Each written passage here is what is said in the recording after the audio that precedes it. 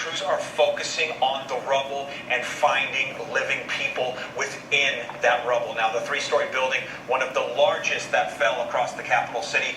At least 2 people have been found alive there, but as many as 21 others have been confirmed dead. Now, 2 young children were pulled from the rubble of a collapsed building, and you can see rescuers finding an opening in the mangled concrete and steel, pulling the children to safety. These types of scenes have been met with just overwhelming emotion. The rescuers do their best to comfort those kids. Now, the search for another girl captured the world's attention. This one, though, turned out not to be true. There have been reports a little girl was trapped at that collapsed school where so many children died for more than a day. People were praying for her, desperately waiting for word of a rescue. Well, turns out the girl did not exist. All the children at that school have been accounted for. As Hurricane Maria moves north, we're looking at the aftermath in Puerto Rico.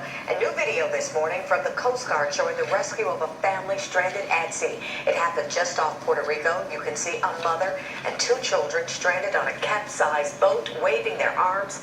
A British Navy helicopter was able to airlift the 3 on board. Sadly, though, 1 man on board the boat had already passed away. We're getting a look at the flooding in the Dominican Republic. Not as hard hit as Puerto Rico, but there is damage. Of the hurricane and the earthquake, the lights synchronized to the color, the flags of Mexico, Puerto Rico, the U.S. Virgin Islands, and Dominica. So there are several ways. A lot of folks want to help, and they don't know exactly how to do so. There are several ways you can to give to victims in Puerto Rico. There is UNICEF, Save the Children, and Con Partidos in Mexico. Some of the top organizations providing aid include the Mexican Red Cross, Direct Relief, and Topos Mexico. We have links to these sites on our website, fox32chicago.com.